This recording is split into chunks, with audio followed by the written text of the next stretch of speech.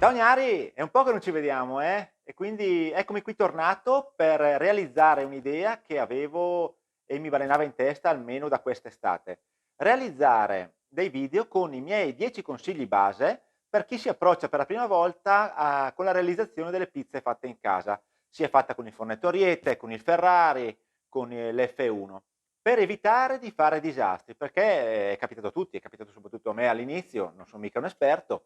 Capita di rovesciare i condimenti, la pizza non si stacca dalla pala, non riesco a stenderla bene. Quindi voglio darvi i miei 10 consigli per evitare di fare disastri, per evitare di fare cazzate di cui poi ci pentiamo. E quindi questo è il primo di questa serie di 3 video che avranno un'uscita molto, molto ravvicinata per darvi le indicazioni che io ritengo basilari per chi si approccia a questo mondo. 2 cose: ricordatevi di condividerlo con tutti quelli che conoscete che hanno come voi la passione per la pizza. Seconda cosa, ricordatevi di iscrivervi al canale perché è molto importante per seguire le prossime uscite e soprattutto, grandissimo segreto, è gratis, free ragazzi, è free, quindi gratis e approfittiamone, iscrivetevi al canale del Barba. Siamo pronti con i primi 3 tips del Barba, sigla!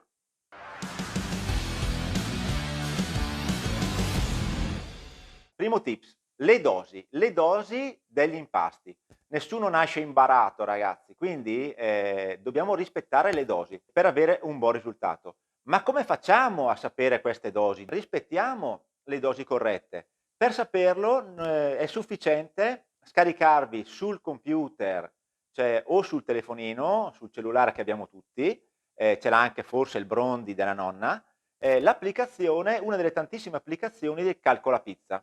Queste applicazioni, praticamente inserendo semplicemente il dato del peso del paniello e dell'idratazione che vogliamo, ci darà tutte le dosi necessarie per realizzare un impasto fatto a regola d'arte.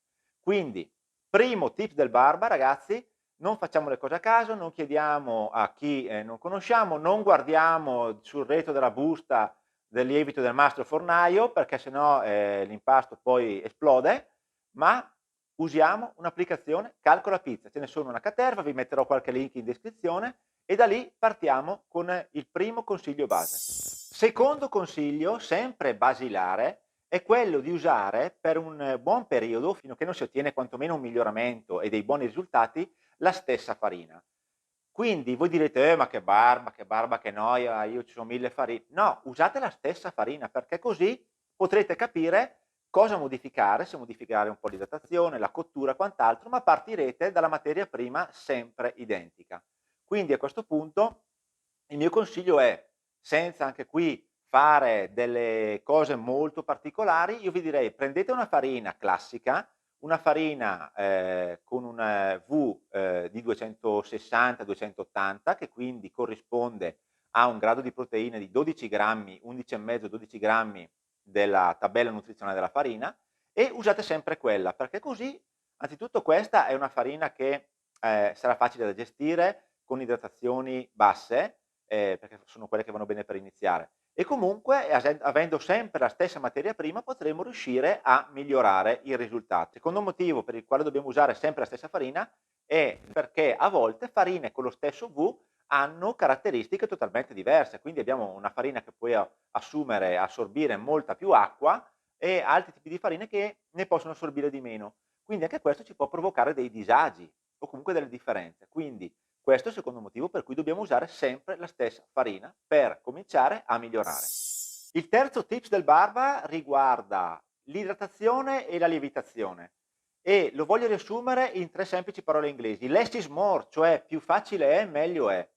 Perché dovete farvi ingolosire dal fare idratazioni al 75, 80, 85% che poi si attacca alle mani l'impasto, non sapete più cosa fare, non si riesce a gestire, è un disastro. Ragazzi, partiamo dal semplice. Un semplice impasto per la pizza napoletana 63-65% e vedrete che l'impasto sarà gestibile e manipolabile in maniera agevole. Peraltro il disciplinare della pizza napoletana parla proprio di una idratazione al 63 e 65%. Quindi vogliamo forse dire che i mastri pizzaioli napoletani dicono cazzate? Direi proprio di no. Quindi ragazzi, partiamo dal facile: 63-65% di idratazione e il risultato è garantito.